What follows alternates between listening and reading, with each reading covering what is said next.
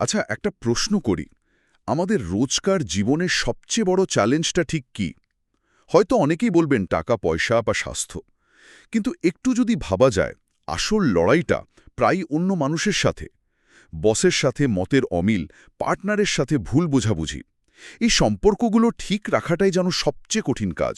আজ আমরা ঠিক এই ব্যাপারটার গভীরে যাব। আমাদের হাতে আছে ডেল কার্নেগির সেই বিখ্যাত বই how to win friends and influence পিপলের অডিও বুক সংস্করণ। আমাদের লক্ষ্য হল এখান থেকে কিছু মূল নীতি বের করে আনা, যা শুধু বইয়ের পাতায় থাকবে না, বরং আমাদের প্রতিদিনের সম্পর্কগুলোকে একটু সহজ করতে সাহায্য করবে। ঠিক। আর আলোচনা শুরুর আগে একটা ব্যাপার পরিষ্কার করা দরকার। অনেকেই বইটার নাম শুনে ভাবেন এটা হয়তো মানুষকে প্রভাবিত করার কোনো সহজ কৌশল শেখায়, শর্টকাট। শর্টকাট। কিন্তু কার্নেগির উদ্দেশ্য মোটেও তা ছিল না। তিনি যা করেছেন তা হল মানুষের স্বভাবকে বোঝার এক অবিশ্বাস্য চেষ্টা। এই বইটা লেখার জন্য তিনি যে গবেষণা করেছেন তা ভাবা যায় না। জুলিয়াস সিজার থেকে শুরু করে টমাস এডিসন, প্রায় সবার জীবনই পড়েছেন। শুধু থিওডর রুজভেল্টের উপরই ১০০র বেশি বই পড়েছেন তিনি। মার্কনি বা রুজভেল্টের মতো সেই সময় সফলতম ব্যক্তিদের সাক্ষাৎকার নিয়েছেন। আর সবচেয়ে মজার ব্যাপার হল তিনি তার নিজের পাবলিক স্পিকিং ক্লজগুলোকেই একটা একটা জীবন্ত গবেষণাগার বানিয়ে ফেলেছিলেন। সেখানেই তিনি দেখতেন কোন নীতিটা বাস্তবে কাজ করে আর কোনটা করে না। তার মানে এটা কোনো থিওরি নয়, একেবারে বাস্তব অভিজ্ঞতা থেকে পাওয়া শিক্ষা। বাহ! একদম। আর এই গবেষণা থেকেই তিনি একটা অবাক করার মতো সিদ্ধান্তে এসেছিলেন। তিনি দেখেছিলেন যে ইঞ্জিনিয়ারিংয়ের মতো একটা টেকনিক্যাল ফিল্ডেও আর্থিক সাফল্যের মাত্র ১৫% আসে প্রযুক্তিগত জ্ঞান থেকে। বাকি ৮৫%ই আসে যাকে তিনি বলতেন হিউম্যান ইঞ্জিনিয়ারিং, মানে মানুষের সাথে মেশার দক্ষতা, নেতৃত্ব দেওয়ার ক্ষমতা, অন্যদের মধ্যে উৎসাহ জাগানোর যোগ্যতা। এই ৮৫% নিয়েই আমাদের আজকের আলোচনা। দারুণ একটা প্রেক্ষাপট। তাহলে চলুন সেই ৮৫%-এর রহস্য ভেদ করা শুরু করি। আচ্ছা, যখন কেউ আমাদের কোনো ভুল ধরিয়ে দেয় বা আমাদের কাজের সমালোচনা করে, আমাদের প্রথম প্রতিক্রিয়াটা কি হয়? আমরা কি সাথে সাথে ভুলটা স্বীকার করে নিই? বেশিরভাগ ক্ষেত্রে তো না। আমরা আত্মরক্ষা করতে শুরু করি। এখানেই কার্নেগির প্রথম এবং সম্ভবত সবচেয়ে কঠিন নীতিটা আসছে: সমালোচনা, নিন্দা বা অভিযোগ করবেন না। শুনতে খুব সহজ মনে হলেও বাস্তবে করাটা কিন্তু ভীষণ কঠিন। ঠিক, কারণ সমালোচনা করাটা আমাদের একটা স্বাভাবিক প্রবৃত্তি। কিন্তু কার্নেগি দেখিয়েছেন এটা কতটা অকার্যকর। তিনি দুটো সাংঘাতিক অপরাধীর উদাহরণ দিয়েছেন, টুগান ক্রাউলি আর আল কাপোন। ক্রাউলি ছিল একজন পুলিশ হত্যাকারী। যখন পুলিশ তাকে একটা অ্যাপার্টমেন্টে ঘিরে ফেলে, তখনও সে একটা চিঠি লেখে। তাতে কি ছিল জানেন? সে লিখেছিল, আমার এই কোটের নিচে একটা ক্লান্ত কিন্তু দয়ালু হৃদয় আছে যা কারো ক্ষতি করতে চায় না। বলেন কি? হ্যাঁ। আর আল কাপোন শিকাগোর সবচেয়ে কুখ্যাত গ্যাং লিডার। সে নিজেকে অপরাধী ভাবত না। সে বলতো সে একজন জনহিতৈষী, যে মানুষের বিনোদনের ব্যবস্থা করে কিন্তু বিনিময়ে শুধু অপমান পায়। এটা তো অবিশ্বাস্য। ভয়ঙ্কর অপরাধীরাও যদি নিজেদের নির্দোষ ভাবে, তাহলে আমরা যাদের সাথে প্রতিদিন কাজ করি বা থাকি, সেই সাধারণ মানুষরা সমালোচনার মুখে নিজেদের কতটা সঠিক প্রমাণ করার চেষ্টা করবে? সমালোচনা করলে তো তারা আরও বেশি করে নিজেদের গুটিয়ে নেবে। ঠিক এই পয়েন্টটাই। এর পেছনের মনস্তত্ত্বটা খুব গুরুত্বপূর্ণ। বিখ্যাত মনোবিজ্ঞানী B.F. স্কিনারের গবেষণা এটাই প্রমাণ করে। সহজ কথায়, ভালো কাজের জন্য পুরস্কার দিলে কোনো প্রাণী বা মানুষ সেই কাজটা আরও বেশি করে করতে শেখে।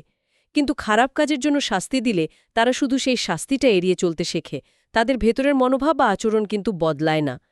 সমালোচনাও এক ধরনের মানসিক শাস্তি। এটা মানুষের অহংকারে আঘাত করে, তার গুরুত্ববোধকে আহত করে, আর একটা দীর্ঘস্থায়ী বিরক্তির জন্ম দেয়। কোনো লাভ হয় না।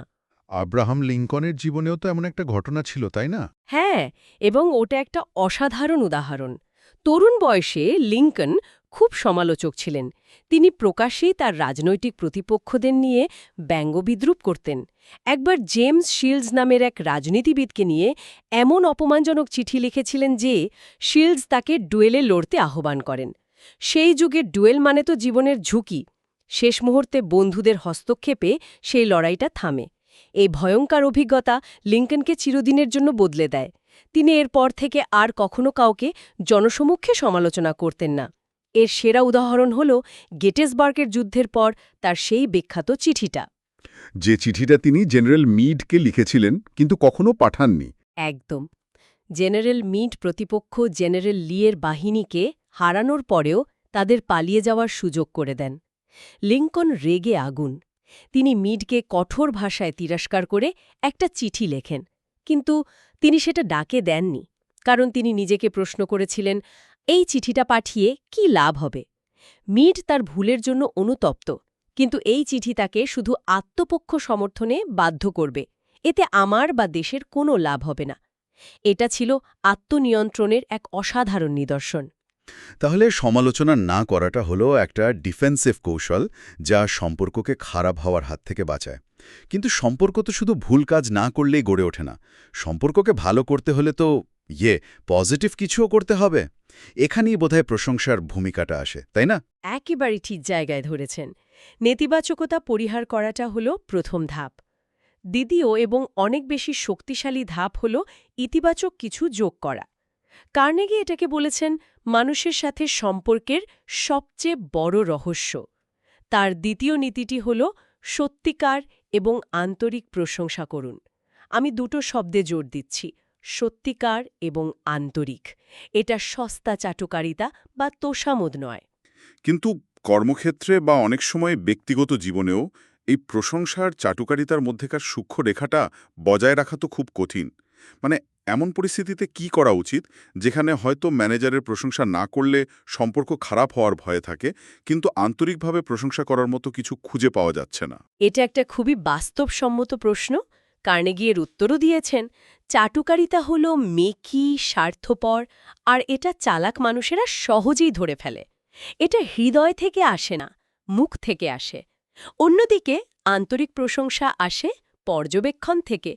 যদি আপনার বসের কোনো একটা নির্দিষ্ট কাজ ভালো নাও লাগে, আপনি তার অন্য কোনো গুণের প্রশংসা করতে পারেন।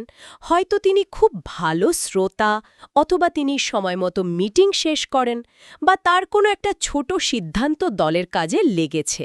প্রশংসা করার জন্য সবসময় বিশাল কোনো কারণের দরকার হয় না। মনোবিজ্ঞানী জন ডিউই মানুষের একটা গভীর ইচ্ছার কথা বলেছিলেন, গুরুত্বপূর্ণ হওয়ার ইচ্ছা। এটা আমাদের খাবার বা ঘুমের মতোই একটা মৌলিক চাহিদা। যখন আপনি কারোর আন্তরিক প্রশংসা করেন, তখন আপনি তার এই চাহিদাই পূরণ করেন। এই প্রসঙ্গে চার্লস শোয়াবের গল্পটা তো দারুণ। অসাধারণ গল্প। অ্যান্ড্রু কার্নেগির স্টিল কোম্পানিতে চার্লস শোয়াবের বার্ষিক বেতন ছিল $1 মিলিয়ন বেশি, যা আজকের দিনে প্রায় $30 মিলিয়ন সমান। অ্যান্ড্রু কার্নেগি নিজে বলেছিলেন, শোয়াবকে এই বেতন তার স্টিল উৎপাদন জ্ঞান বা টেকনিক্যাল দক্ষতার জন্য দেওয়া হতো না, দেওয়া হতো মানুষকে উৎসাহিত করার তার অবিশ্বাস্য ক্ষমতার জন্যে। শোয়াব নিজে বলতেন, আমি আমার সহকর্মীদের সাথে কাজ করার সময় সমালোচনায় কৃপণ, কিন্তু প্রশংসায় আন্তরিক এবং স্তুতিতে উদার। তিনি বিশ্বাস করতেন প্রশংসা মানুষের ভেতরের সেরাটা বের করে আনে, আর সমালোচনা সেটাকে ধ্বংস করে দেয়। আর এটা শুধু বড় বড় কর্মকর্তাদের ক্ষেত্রেই নয়, আমাদের ব্যক্তিগত জীবনেও তো সমানভাবে সত্যি। বইটাতে একটা গবেষণার কথা বলা হয়েছে, যেখানে স্ত্রীরা বাড়ি ছেড়ে চলে যাওয়ার একটা বড় কারণ হিসেবে প্রশংসার অভাবের কথা উঠে এসেছে।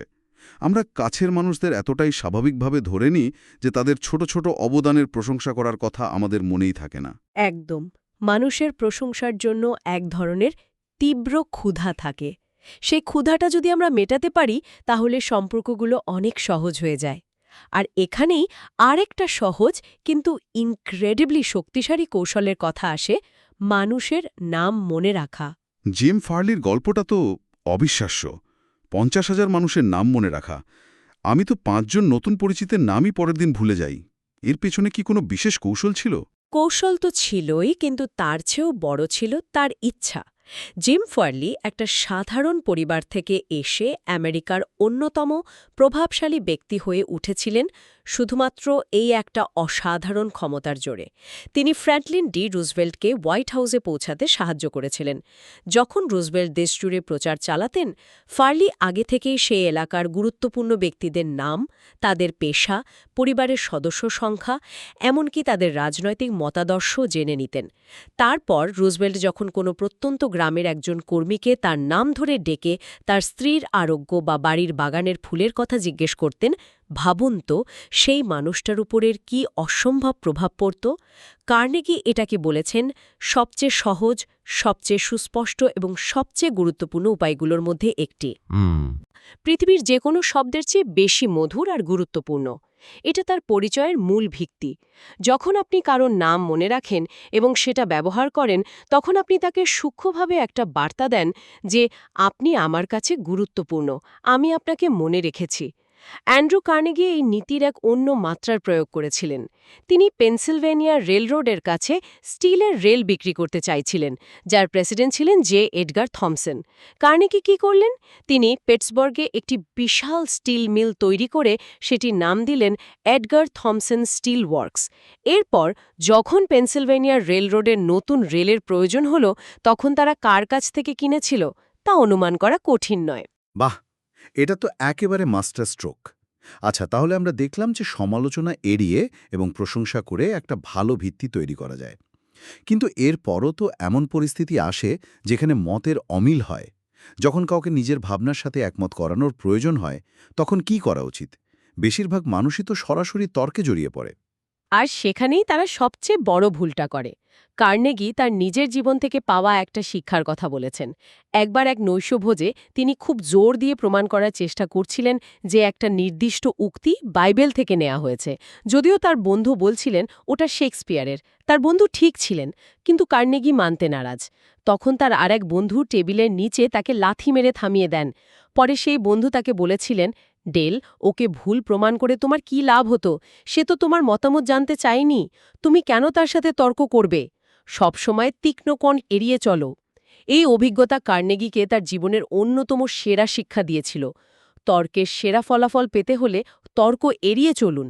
কিন্তু তর্ক এড়িয়ে চললে তো নিজের বক্তব্যটাই প্রতিষ্ঠা করা গেল না। তাহলে সমাধানটা কি?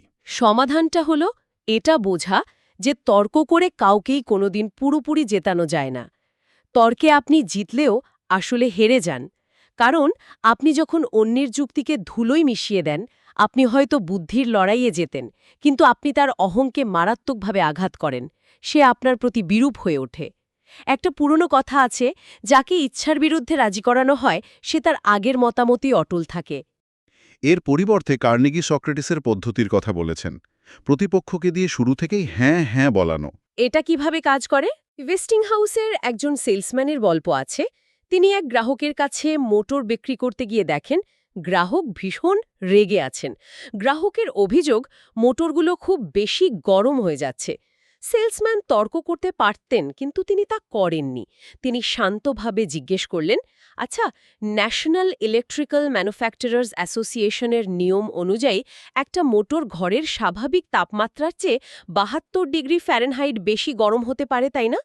গ্রাহক একটু ভেবে বললেন, হ্যাঁ, তা পারে। সেলসম্যান আবার প্রশ্ন করলেন, আপনার ফ্যাক্টরির ঘরের তাপমাত্রা কত? গ্রাহক বললেন, প্রায় ৭৫ ডিগ্রি। সেলসম্যান তখন বললেন, তাহলে ৭৫ আর ৭২ মিলে হয় ১৪৭ ডিগ্রি। ১৪৭ ডিগ্রি ফ্যারেনহাইট তাপমাত্রার গরম পানির নিচে হাত রাখলে কি আপনার হাত পুড়ে যাবে না? গ্রাহক অনিচ্ছা সত্ত্বেও আবার হ্যাঁ বলতে বাধ্য হলেন। এরপর সেলসম্যান খুব নরম সুরে বললেন, তাহলে মোটরগুলোর আশেপাশে হাত না রাখাই কি ভালো নয়? গ্রাহক তার সাথে একমত হলেন এবং কোনো তর্ক ছাড়াই বাকি মোটরগুলোও কিনে নিলেন। কোনো তর্ক হলো না, অথচ কাজটা হয়ে গেল। এটা তো দারুণ একটা কৌশল, প্রতিপক্ষকে এমন প্রশ্ন করা যার উত্তর সে না দিতেই পারবে না। কিন্তু এর থেকেও এক ধাপ এগিয়ে যাওয়ার কথা বলা হয়েছে বইটাতে। যদি ধারণাটা আপনার হয়, কিন্তু আপনি চান অন্যজন যেন সেটাকে নিজের বলে মনে করে, এটা তো আরও সূক্ষ্ম একটা শিল্প। ঠিক, এটা হলো প্রভাবিত করার সর্বোচ্চ স্তর। এখানে কর্নেল হাউজের কৌশলটির কথা বলা হয়েছে, যিনি প্রেসিডেন্ট উড্রো উইলসনের অন্যতম বিশ্বস্ত উপদেষ্টা ছিলেন। হাউস জানতেন যে উইলসন খুব স্বাধীনচেতা মানুষ ছিলেন। কোনো ধারণা সরাসরি তার কাছে উপস্থাপন করলে তিনি সেটা নিয়ে তর্ক করতেন বা তার বিরোধিতা করতেন। তাই হাউস কি করতেন? তিনি খুব সুকৌশলে বিভিন্ন ধারণা উইলসনের মনে এমনভাবে বিধে করতেন যেন উইলসন নিজেই সেই ধারণা নিয়ে ভাবতে শুরু করেন। কিছুদিন পর উইলসন হয়তো সেই একই ধারণা নিয়ে হাউসের কাছে আসতেন যেন ওটা তারই ভাবনা। হাউস কখনো বলতেন না যে এটা তো আমি আপনাকে বলেছিলাম। তার কাছে কৃতিত্বের চেয়ে দেশের জন্য সঠিক সিদ্ধান্তটা আদায় করা বেশি জরুরি ছিল। অপেক্ষা করুন, এটা খুব আকর্ষণীয়। আপনি একটু আগে লিঙ্কনের কথা বলছিলেন, যিনি নিজের রাগ নিয়ন্ত্রণ করে একটা চিঠি পাঠাননি। আর এখন কর্নেল হাউসের কথা বলছেন, যিনি নিজের কৃতিত্ব পাওয়ার লোভ নিয়ন্ত্রণ করে প্রেসিডেন্টের মনে একটা ধারণা বিধে করছেন। দুটোই তো আসলে এক ধরনের আত্মনিয়ন্ত্রণ, তাই না? একজন নিজের আবেগকে নিয়ন্ত্রণ করছেন সম্পর্ক বাঁচাতে, আর একজন নিজের কৃতিত্ব পাওয়ার ইচ্ছাকে নিয়ন্ত্রণ করছেন একটা বড় লক্ষ্য অর্জনের জন্য। অসাধারণ সংযোগ। আমি ঠিক এটাই বলতে যাচ্ছিলাম। দুটো ক্ষেত্রে মূল মন্ত্র হল নিজের অহং বা ইগোকে সরিয়ে রেখে বড় ছবির দিকে তাকানো। মানুষ নিজের আবিষ্কৃত ধারণার উপর অনেক বেশি আস্থা রাখে এবং সেটির জন্য কাজ করতে বেশি উৎসাহী থাকে। এটা কোনো চতুর কৌশল নয়, বরং সহযোগিতামূলক বোঝাপড়ার একটা উপায়। আপনি যখন কাউকে কোনো ধারণা দেন, তখন তাকে সেই ধারণার মালিক বানিয়ে দেন। ফলে সে নিজে থেকেই সেই কাজটি করার জন্য দায়িত্ববোধ অনুভব করে। তাহলে আজকের পুরো আলোচনাটা যদি এক জায়গায় নিয়ে আসি, আমরা দেখলাম যে মানুষের সাথে সম্পর্ক ভালো করাটা কোনো জাদুবিদ্যা নয়। এর জন্য দরকার কিছু মৌলিক নীতি মেনে চলা। প্রথমত, সমালোচনা, নিন্দা বা অভিযোগের মতো নেতিবাচক বিষয়গুলো এড়িয়ে চলতে হবে, কারণ এগুলো মানুষকে আত্মরক্ষামূলক করে তোলে। দ্বিতীয়ত, ইতিবাচক সম্পর্ক তৈরির জন্য আন্তরিক প্রশংসা করতে হবে এবং মানুষের নাম মনে রাখার মতো ছোট কিন্তু শক্তিশালী অভ্যাসের চর্চা করতে হবে। আর সবশেষে, কাউকে প্রভাবিত করার জন্য তর্কের বদলে এমন প্রশ্ন করতে হবে যাতে উত্তর হ্যাঁ আসে, এবং ধারণাগুলোকে এমনভাবে উপস্থাপন করতে হবে যেন অন্যরা সেটাকে নিজের বলে মনে করে। এগুলো আসলে কোনো কৌশল নয়, বরং অন্যের অনুভূতি ও দৃষ্টিভঙ্গিকে সম্মান জানানোর একটি দর্শন। একদম। আর এই দর্শনটাকে আত্মস্থ করার জন্য কার্নেগির বইয়ের একটি গভীর চিন্তা দিয়ে আলোচনাটা শেষ করা যেতে পারে। তিনি ডক্টর স্যামুয়েল জনসনের একটি বিখ্যাত উক্তি ব্যবহার করেছেন। সৃষ্টিকর্তা নিজেও মানুষের জীবনের শেষ দিনের আগে তার বিচার করতে চান না। তাহলে আমরা, সাধারণ মানুষ, কেন এত দ্রুত একে অপরের বিচার করতে বসে যাই? শ্রোতাদের জন্য একটা প্রশ্ন রেখে যাই। যদি আমরা প্রতিদিন আমাদের চারপাশের মানুষদের, আমাদের সহকর্মী, বন্ধু বা পরিবারের সদস্যদের বিচার বা সমালোচনা করার স্বাভাবিক প্রবণতার পরিবর্তে শুধু একবার তাদের দৃষ্টিভঙ্গি থেকে পরিস্থিতিটা বোঝার আন্তরিক চেষ্টা করি, তাহলে আমাদের সম্পর্কগুলোতে কী অসাধারণ পরিবর্তন আসতে পারে তা কি আমরা কখনো ভেবে দেখেছি?